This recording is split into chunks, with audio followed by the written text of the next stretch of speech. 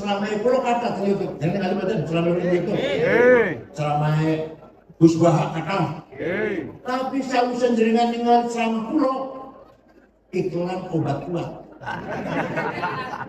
Obat kuat itu enggak apa-apa, Gambar itu yang nggak boleh dilihat. Barang siapa melihat gambar, foto, gambar zina, besok di akhirat jadi saksi. Gak sembarangan maka. Jadi kan ningali film zina, bakal jadi saksi di akhirat.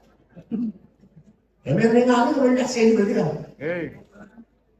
Oleh karena itu kita ketinggalan jauh dari orang barat. Walaupun manfaatnya Google itu semua kitab ada di Google. Sahabat tafsir, surah hadis, surah kitab fikih, ilmu kalam, filsafat, semua nama-nama tokoh ada di Google. Dengan mau cari Imam Syafi'i itu siapa, Imam Abu Hanifah itu siapa, Imam Ash'ari itu siapa, Imam Ghazali itu siapa, cari di Google. Gak usah buka kitab, kesuwen. Nama saya juga ada. Jangan pengen kenal Al-Quran, saya Google ada. Bahkan anak saya sudah masuk. Namanya Dr. Rihab, ahli sekolah Islam, anak ketiga, perempuan. Ada di Google sudah. Ceramahnya, tulisan-tulisannya, pendapatnya, wawancaranya. Ya Allah. Manfaat betul? Manfaat betul? Bukan bikinan kita. Semua manfaatnya bukan bikinan. Kenapa? Kalau kita jauh, apa? Bodoh pol. Televisi, HP, telepon, bukan bikinan kita. Badan manfaatnya itu gede banget manfaatnya. Bukan bikinan kita. Kita hanya bersama akhir. Jadi kita lakukan keting dalam jalur. Maka pendidikan di Wonosobo harus maksimal. Harus apa?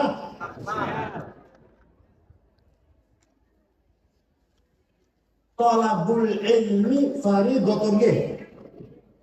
Pintar itu wajib. Jadi bodoh dosa. Pintar itu bodoh. Awas kalau sebodoh awas. Ini lah betul dosa. Ini yang namanya dosa itu cuma zina, mateni wong, nolong. Itu ya dosa itu ya. Tapi panjang, pulau bodoh juga satu dosa. Panjangan bodoh dosa. Karena pintar itu wajib. Maka panjangan bodoh dosa. Ayo beristighfar atas kemuliaan kita semuanya.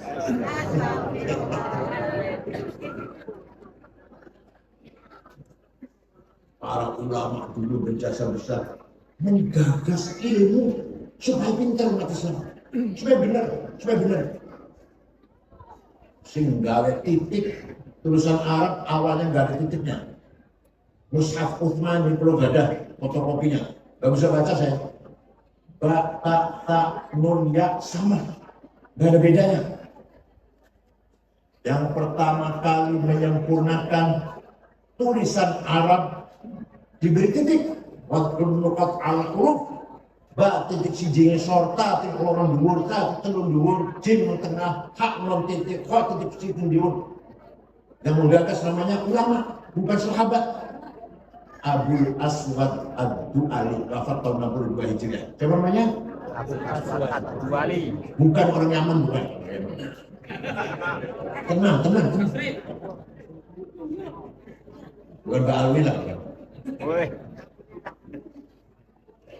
Saur-saur titik masih kesulitan baca Quran.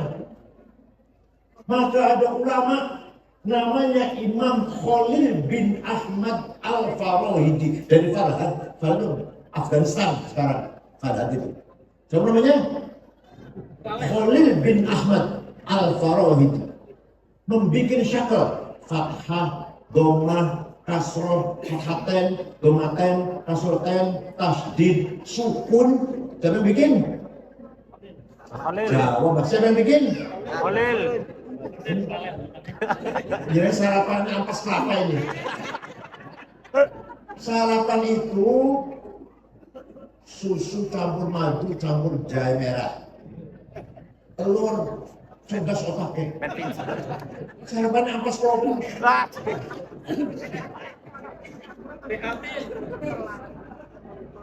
Sudah ada titik, sudah ada harokat. Orang Banyumas dua begitu. Kamu begitu juga ya? Baca Quran masih salah. Innallaha wasi'un alim.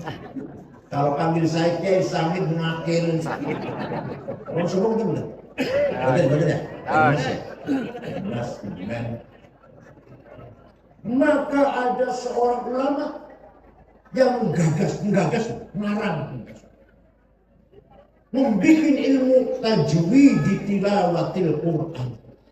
Namanya Imam Abu Ubaid Qasim bin Salam. Wafat tahun 227. Baru ada istilah idhar, idgham, ikhfa, iqlab, qalqalah, mad lazim, mad jaiz, mad tabi'i. Siapa namanya ngarang?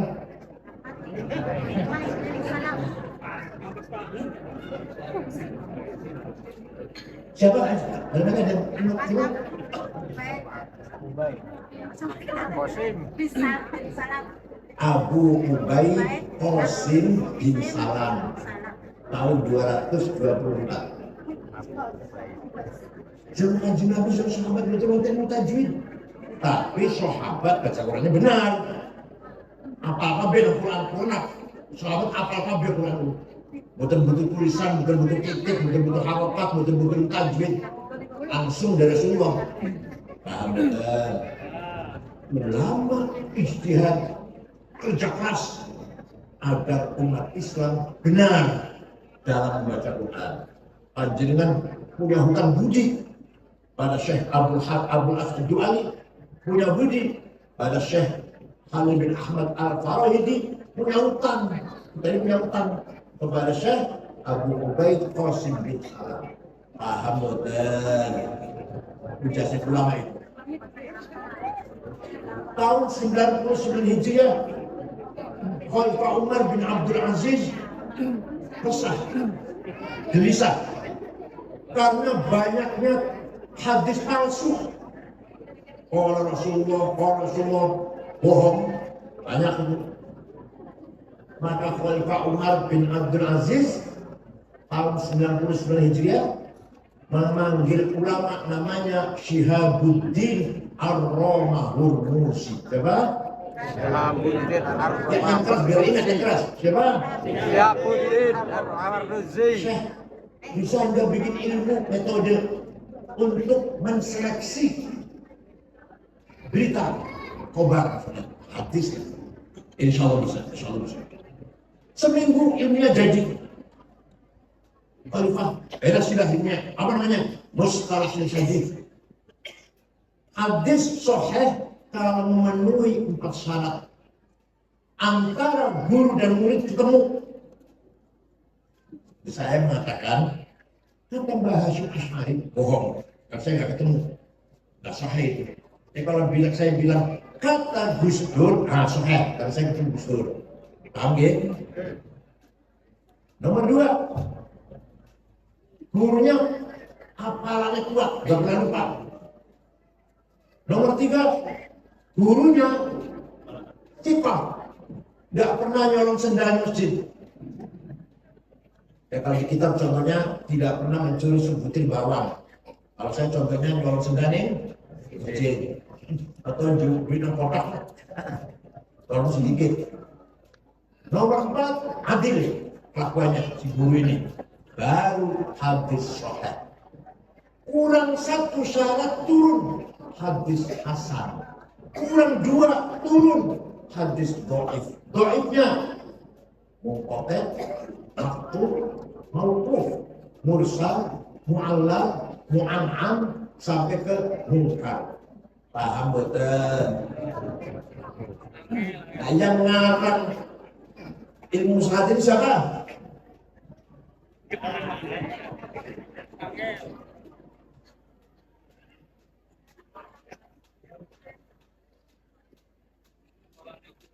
berjasa besar. Imam Romahul Musi Jirabuddin berjasa besar. Sampai-sampai para ahli hadis, Bukhari Muslim, berselesai hadis dikumpulkan yang sahih saja karena ada ilmu mustalah. Di pesantren harus diajarkan. Pesantren. Kalau sekolah sudah malas belajar itu. Oh, berjasa enggak? Ulama Nabi siapa? Berjasa enggak itu? Berjasa besar. Jangan tidak enaknya tidak. Ada lagi. Allah baca Quran. Wa anna Allaha bari'um minal musyrikin wa rasulih. Allah tidak melindungi orang musyrik dan tidak melindungi Rasulnya, Rasulullah. Salah. Yang benar bacanya wa anna Allaha bari'um minal musyrikin wa rasulah. Allah tidak melindungi orang musyrik dan Rasulullah pun tidak melindungi orang musyrik. Kalau Rasulullah, Allah tidak melindungi orang musyrik dan tidak melindungi Rasulullah. Kalau Rasulullah, Allah dan Rasulullah tidak melindungi orang musyrik. Paham betul? Lahirlah ilmu nahu, mubtada khobar, fa'il, fa'il, maf'ulah, maf'ul bih, maf'ul mutar, maf'ul ma'ah, khatamil, ismu kala, khobar rani, ismu inna, khobar inna. Yang menggas ilmu nahu siapa? Imam Amr bin Kumbul, siapa? Yang terkenal dengan panggilan Imam Sibawayh. Menulis namanya Alkitab 15 jilid, 5 jilid. Orang berjasa besar, menggagas grammar, caranya membaca Arab dengan benar. Kita tidak pakai pengarang Jafiyah, Jurmiyah, Meliti, Utamah. Yang menggagas ini narang-narang Imam Sibawayh dari Basrah, Irak. Ada lagi, bang berat ente cerita yang ini. Ada lagi. Quran itu bahasanya indah banget ya. Konten, kandungan makna Quran bagus banget ya. Berkualitas sekali ya. Bahasanya indah sekali, kontennya padat sekali. Berarti ada ilmu namanya ilmu ma'ani. Quran kalau menjelaskan sesuatu itu enak ya. Menjelaskan sesuatu itu enak, jelas. Namanya ilmu bayan. Quran menggunakan metafor, majaz, isti'arah, kinayah. Ada ilmu namanya ilmu badi'. 3 ilmu itu, ilmu ma'ani, ilmu bayan, ilmu badi', namanya ilmu balaghah. Apa? Singaran pertama balaghah adalah Imam Amr bin Ubaid. Singaran balaghah. Masya Allah. Kita tinggal pakai. Jangan ngaji semua sama kabelmu ini. Ya, ini namanya membangun takwa. Quran butuh tafsir. Sahabat yang menafsir Quran Ibnu Abbas radhiyallahu kecil 2 jilid. Pertama kali ada tafsir luas dari Al-Fatihah sampai An-Nas 10 jilid. Imam Ja'far ibn Jarir At-Tabari, orang Tabaristan. Orang Tabaristan. Pertama kali orang tafsir lengkap sempurna. Nah, yang agak serius saya mau bicara Imam Syafi'i. Siap mendengarkan? Suatu hari Imam Syafi'i, nama lengkapnya Abu Abdullah Muhammad bin Idris bin Uthman bin Abbas bin Syafi' bin Ubaid bin Abd Yazid bin Abdul Muttalib. Nama lengkapnya. Lahir di kota Gaza, Palestina, kalau di Tempur Israel itu tahun 150 Hijriah. Wafat di dusun Fustot, Kairo, Mesir tahun 204. Jadi umurnya hanya 54 tahun. Syafi'i itu tua saya. Syafi'i itu boleh berapa? Imam Nawawi 85. Maju 24 jilid. Baru yang lainnya Aftar Nawiyah, Riyadhus Shalihin dan sebagainya. Bapaknya Gus Dur, Imam Hashim, anggota panitia persiapan kemerdekaan Indonesia.